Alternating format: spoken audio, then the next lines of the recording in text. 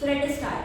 As you know that in the ancient period of time, there were different dynasties that ruled over India, and in the ancient Tamil, we had Cholas, Pandyas and Chera dynasty. We had the Cholas, Pandyas and Chera dynasties, and these dynasties ruled in the present day Kerala and Tamil Nadu.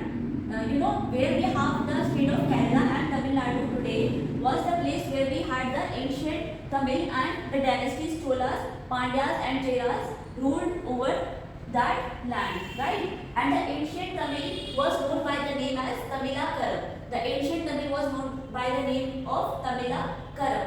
And the information about these Cholas, Pandyas and Chera dynasties have been compiled in literature, and this literature is known as Sangam literature. The information about these dynasties and how they used to rule the ancient Tamil, and what were the different types of assemblies and different types of activities that used to happen during that period have been compiled in the Sangam literature. So the information about these dynasties, which are the Cholas, Pandyas and Chera dynasty, have been compiled in the Sangam literature. How they used to rule and what were the different activities and assemblies that used to be organized during that period, right? So they have been compiled in the Sangam literature. Then the Sangam word comes from the word Sangha, and Sangha is a Buddhist term. The word Sangam comes from the word Sangha, and Sangha is a Buddhist term, and this term means assembly of monks. This term means assembly of monks. So when the different monks assembled in the ancient Tamil in the form of an assembly, then they were known as the Sangam, right? The word Sangam comes from Sangha, which is a Buddhist term, and it means assembly of monks. It was an assembly of monks, right? The Sangam was the assembly of monks, and this Sangam deals with love, war, governance, trade and bereavement. These Sangam, which were basically assembly of monks, used to deal with the topics of love, war, governance, trade and bereavement. And so what were the topics that were being discussed in these assemblies? The topics that were being discussed in these assemblies by different scholars and poets were the topics of love, war, governance, trade and bereavement. These scholars and poets used to assemble in Sangam, right? And they used to discuss the topics of war, governance, trade and bereavement. So this was the Sangam assembly, right? It was an assembly of the poets and scholars, and they were under the Pandyan kings. These poets and scholars used to assemble in Sangams under the Pandyan kings.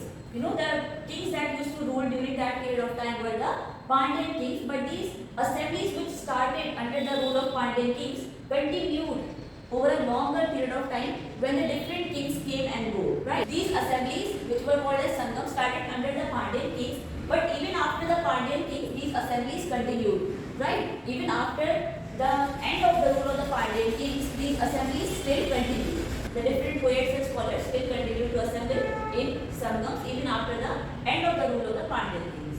Okay, so the work of the first assembly has been lost completely. We do not have any work left of the first assembly. It was not preserved by the different scholars and the people of that time. But we have the work of the second assembly, which is partially preserved. We have the work of the second assembly which was held, and it is partially preserved, and the third one is fully preserved. The third work of the third assembly is fully preserved. The work of the third assembly is fully preserved. Then there were nearly 8,598 attendants in the Sangam assemblies. There were 8,598 attendants in total in the Sangam assemblies which were held during the ancient period of time in the ancient Tamil, right? And these assemblies lasted for about 120 to 150 years. These assemblies continue to be held for a period of 120 to 150 years, right? And the different poems were composed during that period. They were being discussed in the assemblies, and they were total 2,279. There were 2,279 poems that were discussed during this period of time. There were 2,279 poems that were, preserved in the Sangam literature. And these poems were written by 473 poets. These poems were written by 473 poets and 120 anonymous poets whose name we have not confirmed, right? So these 2,279 poems were composed by total 473 poets plus 120 120 anonymous poets, right? So there were 120 anonymous poets whose name we do not know, but 473 poets we know the names of, and these were the poets who composed 2279 poems during the ancient Tamil period, right?